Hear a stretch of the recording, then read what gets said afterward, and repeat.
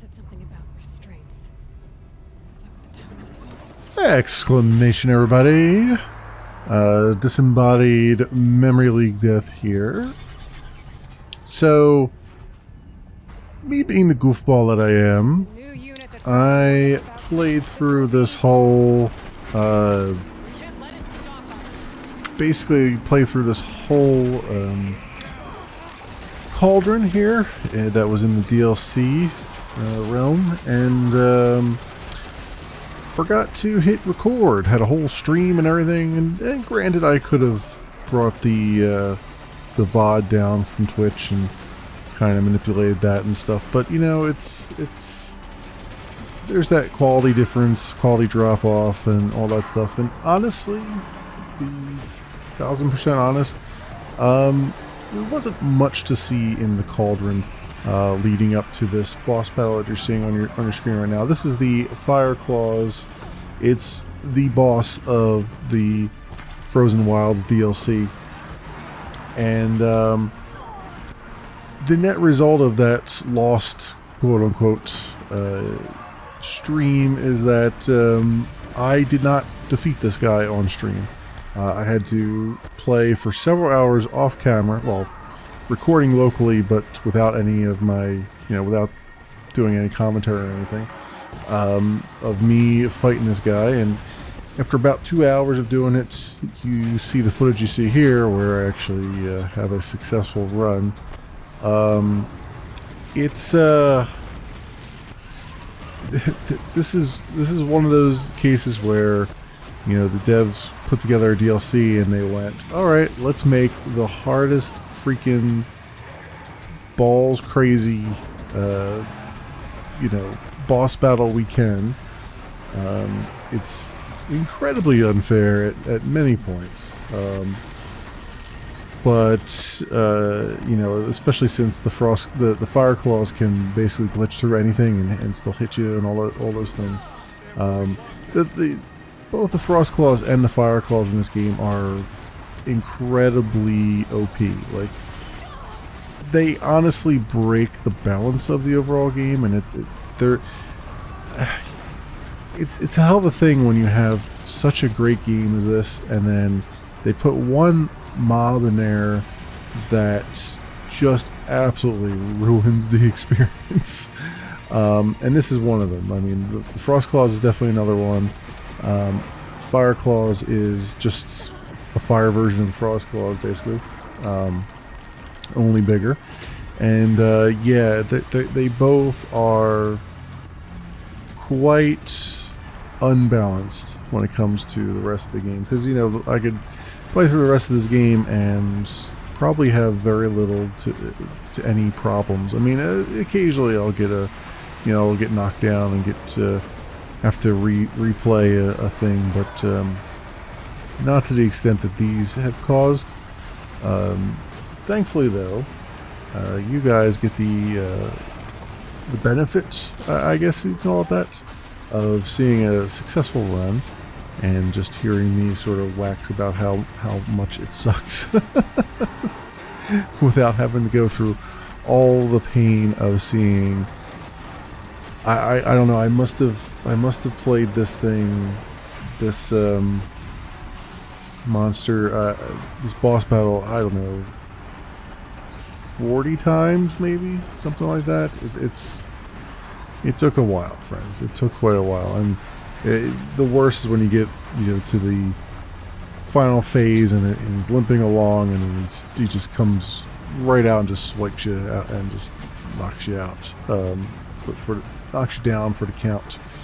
And you know, it's particularly telling that I have cut this footage down to just the successful run as well as the story bits afterwards, and it's still about 23 minutes. Yeah, so the battle itself is about a 20-minute battle, even even when you're successful. It's that particularly rough, especially on the very hard difficulty.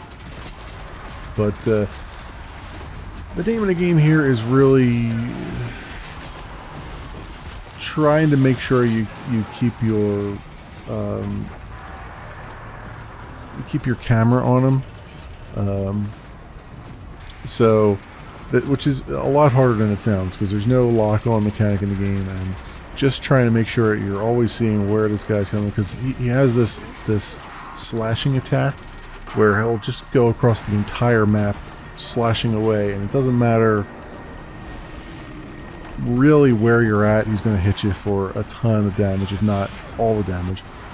And then just for funsies, he'll just randomly run at you and take a flying dive off the top rope and just crush you immediately. It's that kind of nuts thing. And when he comes at you with the sort of slashing thing, normally you would run away from something like that, but in this case you actually have to run towards it and time your roll and just roll underneath of him while it's going, and about 80% of the time that works. The other 20% of the time it's either life or death at that point. And then the other thing, and this is what took me forever to realize, you can see that there's those chill canisters floating around on the I don't know, conveyor that's floating around in the air there occasionally. It took me forever to remember that I had to utilize that. So as you do that, you can hit the canister, you can knock it off the thing floating in the air, and then either if you hit it close to the fire claws, it'll immediately explode and instantly freeze them, which gives you a ton more damage against them with your arrows. Or, as you see there, you just kind of have to hit it down and try to kite the fire claws to run at you and set it off himself. But even that's not a guarantee.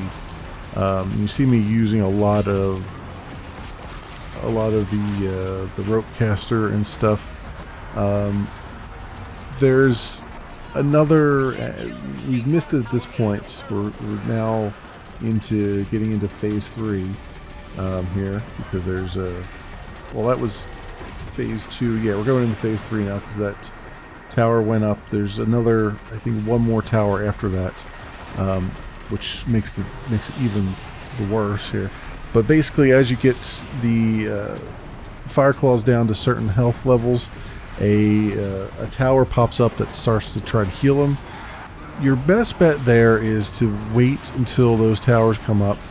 Well, first of all, when you first attack the fire claws, use your rope caster to hold them in place, get around back of them, and use your sparker arrows. There's a cluster of like canisters on his back, hindquarters, that you can hit with your sparker. There's 4 of them, I believe, and those will do some really good damage to him, as well as electrifying everything around him. Well, any of the ads that he spawns. But then, after you've managed to take him down there, basically hold on to your rope caster and don't really use it until the towers appear. Once the towers appear, tie him down, run over to the tower, and use that time to override the tower rather than destroy it. You can destroy the tower, but if you override it, it will do damage to everything, do area of effect damage in the process of doing it. So that actually helps a lot more to just be able to override it, but you need the time to do it, and that's when you basically start to use your rope caster, essentially. And then from there, it's a lot of just making sure you keep your camera pointed at him. If he comes running at you with the slashing maneuver, you just gotta run at him and time your roll and hope that you're in 80% tile of getting through, and not the 20% where he just hits you regardless. And then you also have to be aware of when he's going to do that running and jump. You know, like you kind of have to stay as far away from him as you can. Like keep running to the opposite side of the arena, because if you get too close, he'll just basically sit on you and insta kill you. So you have to be mindful of all that stuff, all that nonsense. I also tend to use, as you can see here, the rope caster when I need to recraft some arrows and stuff. It honestly, I mean, you might say, well, you know, I'm missing a lot of shots. I'm not hitting the most tender spots, and that's true. However, when it comes to using the frost canisters that fall, I found that if you hit the tender spots there, you actually don't do as much damage as you do as you just hit the armor areas. So like on his back and whatnot, you do, I think, about 800 with 3 hardpoint arrows. I think you do about 800 damage if you hit the non-sensitive spots on his back, versus hitting a sensitive spot, which tends to cap its damage for some reason. Not sure why. Yeah, it's a lot of that, and it's a lot of just running around and staying healthy as much as you can. I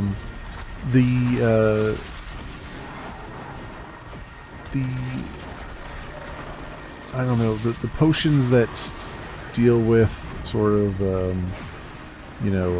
protecting against fire and all that stuff, they can be somewhat helpful, but not really that much. This guy is more physical than anything else, because you might protect yourself against fire because he can send fire all the way across the map at you, but honestly, his physical attacks do so much damage that it doesn't really matter if you have a fire protection or not on. So we're coming along here. I believe we're getting very close to taking him down. I think he's sparking quite a bit now. You get to this point, and I've had so many runs just end here. Like when you get to the point where he's just kind of stumbling around, you can see him sparking. He's definitely injured, and then you just pull a rock out of nowhere and smash it with it, as you can see there. Or he'll go instantly into that other animation where he goes and starts to slash at you.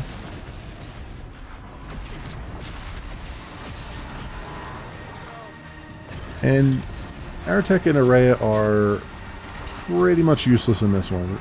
They were somewhat useful in the Thunderjaw battle, getting into the cauldron here, but this battle they are utterly useless. They're not really doing any damage at all. It's entirely up to you to put this guy in his place, essentially. And yeah, I am using the electric damage here. Not ideal, but it's... Oh, and there we go. And there was the killing blow. And the physics all went completely nuts on me. Which was pretty hilarious. And at this point, you can't hear it, but I'm just like sighing the biggest sigh you could ever, of relief you could ever expect me to do. What must be done with it?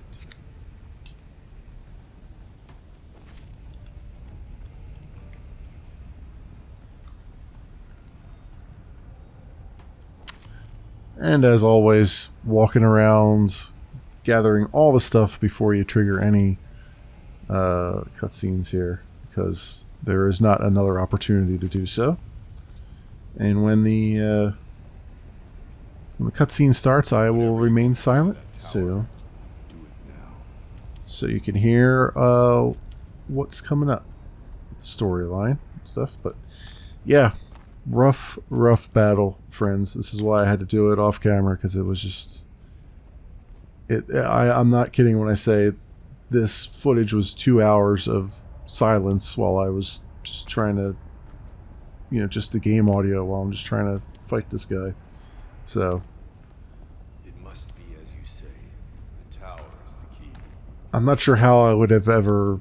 I would have lost my mind well before this point if I had tried to do it on stream. Because, it's try to be entertaining and stuff, and it's like, it's hard when you're just constantly redoing and redoing and redoing. But then again, I mean, there are plenty of people who play like Dark Souls games and they have the same problem, or speedrunners who do the same thing over and over and over again. So, I don't know. There's apparently an audience for that. I just feel bad when I'm just like absolutely sucking at it and not... I feel like I'm not providing enough entertainment. Perhaps it must be destroyed. But, anywho, I think we are running down on stuff here. So sorry for the missing footage with the cauldron. You didn't miss much. It wasn't that big a deal, honestly. This was the more big deal than anything else. And this marks the end of the story of the DLC, the main quest of the DLC. And it's rather good. So as you'll see here in a brief moment, I'm still taking as much time as I possibly can because I'm just still breathing heavily. But here we go. I will stay quiet now.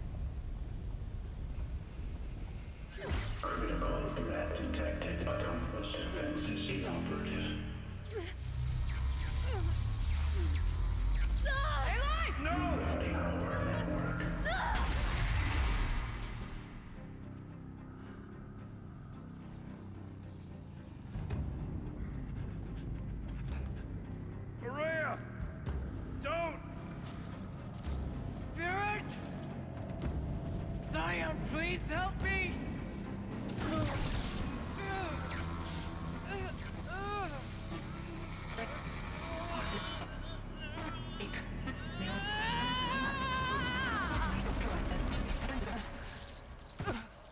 Restraints destroyed. Core access attained. I am initiating a chain reaction that will destroy the compromised elements of this facility. In order to maintain Caldera stabilization, I must now transfer my command functions to the auxiliary data center.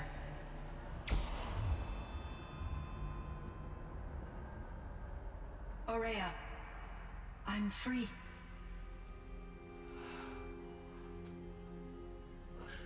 You must escape.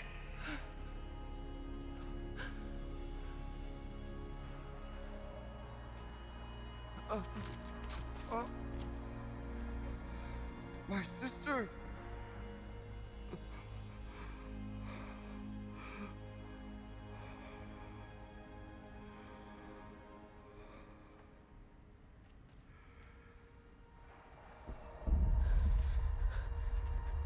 This entire place is gonna go. Aratak. Aratak. Aratak. Survive. Prevail. You are Banuk. What else matters?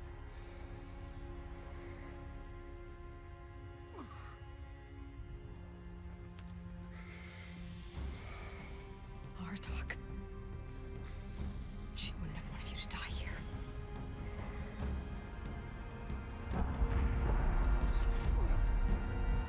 Let's go.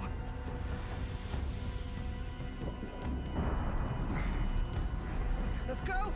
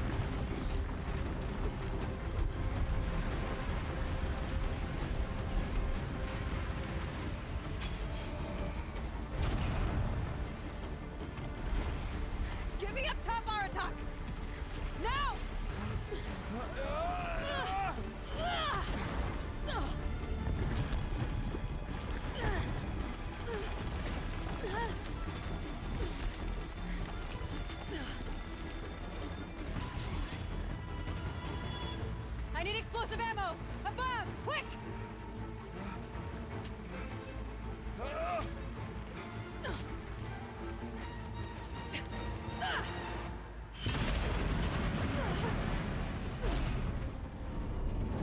Great Banukai!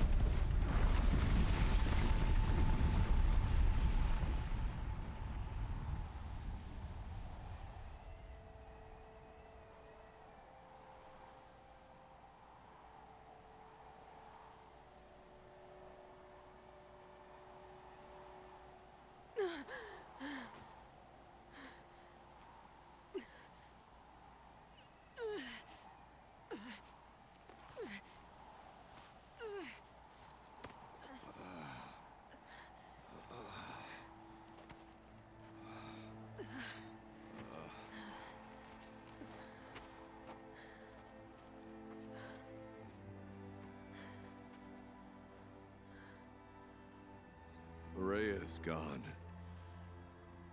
What of Cyan? She said she was transferring herself to the auxiliary center. I think she meant Araya's retreat at the end of the Shaman's Path.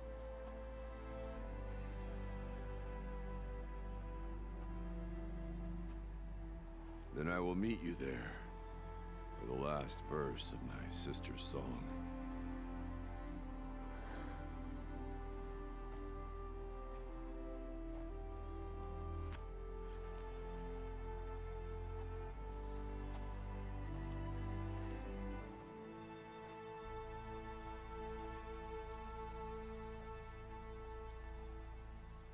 Thanks so much for watching, everyone, and I will see you next time.